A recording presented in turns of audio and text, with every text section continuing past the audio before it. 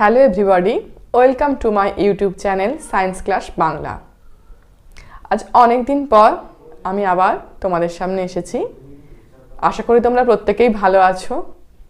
বড্ড ঠান্ডা পড়ে গেছে, তো প্রত্যেকেরই স্কুলে নিশ্চয়ই দশম শ্রেণীর টেস্ট পরীক্ষা শেষ হয়ে গেছে এবং তোমরা প্রত্যেকেই টেস্ট পরীক্ষার রেজাল্টও আশা করছি পেয়ে গেছো।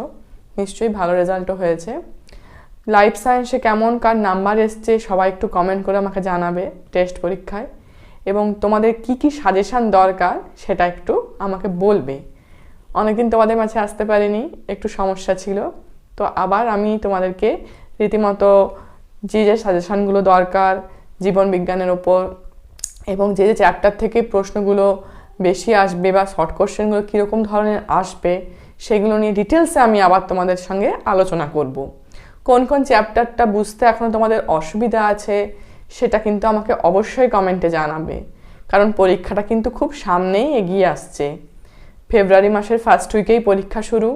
হাতে আর তোমাদের আজকে ডিসেম্বরের 3 তারিখ হয়েই গেল, তো হাতে আর বেশি সময় নেই, খুবই কম সময় আছে। এই 2 মাসের মধ্যে কিভাবে প্রিপারেশন নিলে লাইফ সায়েন্সে 100 তোমরা পাবে সেটা তোমাদেরকে আমি প্রত্যেকটা ভিডিওতে জানাবো।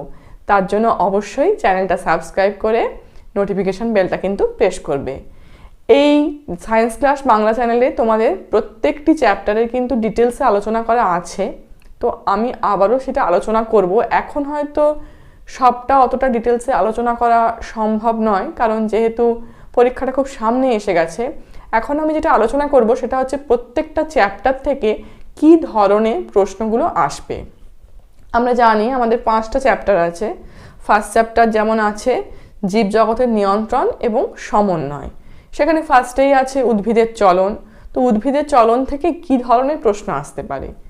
বেসিক্যালি এখান থেকে তোমাদের ডেফিনেশন, এক্সাম্পল তো আসবেই, তাছাড়াও কি ধরনের প্রশ্ন আসবে সেইগুলো নিয়েই কিন্তু আমি নেক্সট ভিডিওটাতে তোমাদের সঙ্গে আলোচনা করব।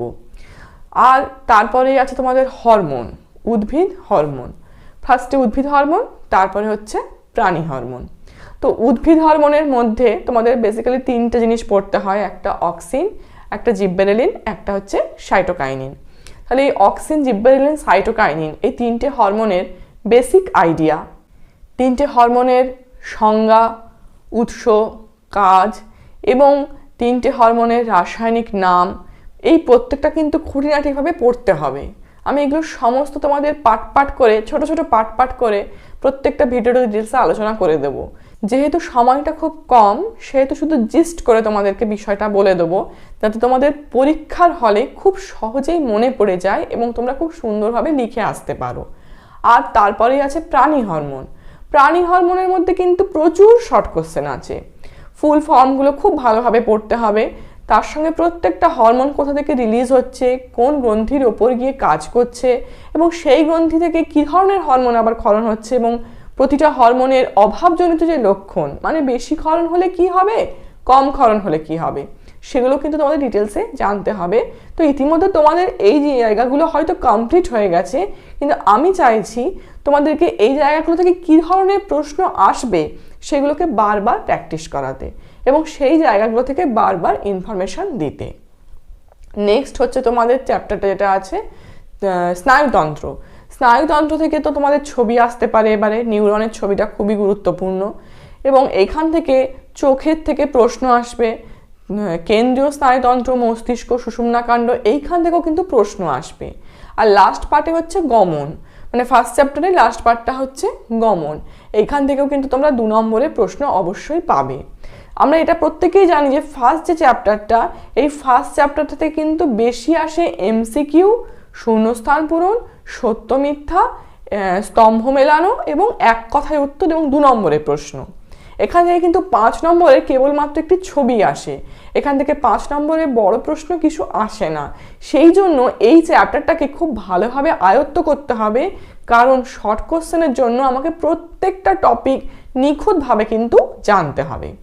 সেকেন্ড চ্যাপ্টার আছে কোষ বিভাজন। এখান থেকে তো বড় কোশ্চেন তোমরা পাবেই। কোষ বিভাজন কাকে বলে, ক্রোমোজোমের স্ট্রাকচার, ক্রোমোজোমের মলিকুলার স্ট্রাকচার, ক্রোমোজোমের আল্ট্রা স্ট্রাকচার মানে রাসায়নিক গঠন এবং বাহ্যিক গঠন, তার সঙ্গে সঙ্গে ক্রোমোজোমের ইউক্রোমাটিন কি, হেটেরোক্রোমাটিন কি, এইগুলো। এছাড়াও হচ্ছে কোষ বিভাজনের প্রকারভেদ, অ্যামাইটোসিস, মাইটোসিস, মিওসিস, আর তার সঙ্গে আছে তোমাদের কোষ বিভাজনটা কিভাবে হচ্ছে, মানে সাইটোকাইনেসিসের প্রক্রিয়াগুলো।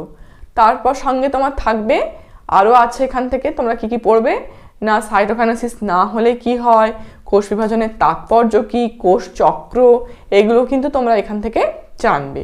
তো এইগুলোর সম্বন্ধে একটা জিস্ট আমি কিন্তু তোমাদের দিয়ে দেবো। ডিটেলস আবারও বলছি, ডিটেলস একবারে খুঁটিয়ে খুঁটিয়ে তো পড়ার আর সময় নেই।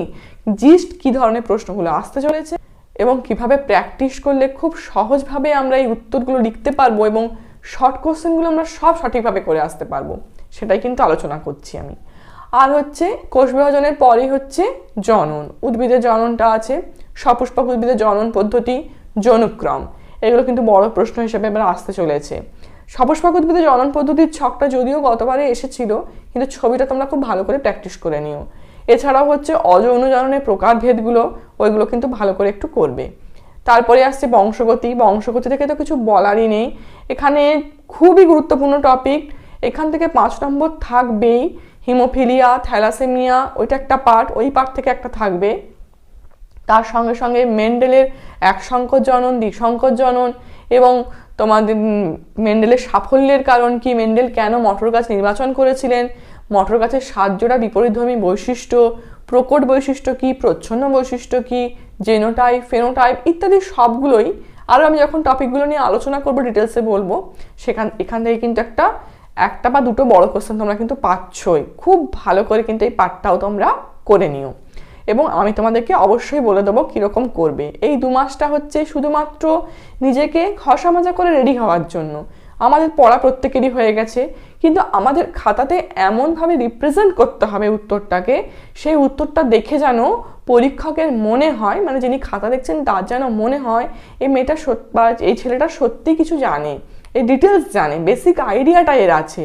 তার ফলে কি হবে বলো তো, তার ফলে যদি তোমার কোনো প্রশ্নের উত্তর একটু দুর্বল লেখা হয়ে যায়, সেখানেও কিন্তু উনি জানবেন যে তুমি এটা কোনো কারণে হয়তো সেই মুহূর্তে ভুলে গেছো, উনি কিন্তু সেখানেও তোমাকে নাম্বারটা দিয়ে দেবেন। কারণ তোমরা প্রত্যেকেই জানো মাধ্যমিকের যে খাতা দেখা হয়, সেখানে তোমার পরিচয়টা কিন্তু একটা শুধুমাত্র তোমার রোল নাম্বার, একটা তোমার নামটা কেউ, সেখানে তোমার নামটা থাকে অবশ্যই, কিন্তু তোমার নামটা কিন্তু কেউ জানে না, তুমি কে সেটাও জানে না, তুমি কোন স্কুলে সেটাও কেউ জানে না। কিন্তু ওই যে রোল নাম্বারটা এবং তোমার লেখাটা কিভাবে হবে, তুমি লেখার মাধ্যমে কিন্তু রিপ্রেজেন্ট করতে পারছো যে তোমার পরীক্ষাটা কীরকম হয়েছে। তাহলে বুঝতে পারছো তো লেখার ধরনগুলো কীরকম হবে। আর যেহেতু শর্ট কোশ্চেনের পরিমাণটা খুবই বেশি, সেজন্য তোমাদের খুব ভালো করে শর্ট কোশ্চেনগুলো প্র্যাকটিস করতে হবে। তোমরা ইতিমধ্যে হয়তো প্র্যাকটিস করা শুরু করে দিয়েছো, কিন্তু আমি তোমাদেরকে প্রত্যেকটা থেকে একটু করে গাইড করে দেবো যে কী করলে এই 2 মাসটা তোমরা ভালো নাম্বার একটা পেতে পারো, মানে 190 থেকে 100-র মধ্যে এইটা তোমরা পেতে পারো। এবং আমার কাছে যারা পড়েছে, যারা এই চ্যানেলটা ফলো করেছে, তারা কিন্তু অনেকেই 98-99 পেয়েছে, এরকমও আছে আমার অনেক ছাত্রছাত্রী। তো যাই হোক, লাস্ট চ্যাপ্টার যেটা আছে সেটা হচ্ছে দূষণের উপর। নাইট্রোজেন চক্র আছে, সেখানে নাইট্রোজেন চক্রের সঙ্গে সঙ্গে নাইট্রোজেন চক্রের পার্ট থেকে একটা প্রশ্ন অবশ্যই আসবে। তার সঙ্গে সঙ্গে তোমার 3টে দূষণ আছে, বায়ু দূষণ আছে, জল দূষণ আছে, মাটি দূষণ আছে। এখান থেকে কিন্তু বড় কোশ্চেন থাকতেই পারে, প্রত্যেকটা দূষণের কারণ কি, তার ফলাফল কি। ছোট ছোট কোশ্চেন অনেক থাকতে পারে, যেমন ইউট্রফিকেশন কি, যেমন অ্যালগাল ব্লুম কি, SPM কাকে বলে, গ্রিন হাউস এফেক্ট কি, গ্লোবাল ওয়ার্মিং কি, এগুলো আসতেই পারে। তারপরেই কিন্তু রয়েছে আমাদের জৈব বৈচিত্র্য,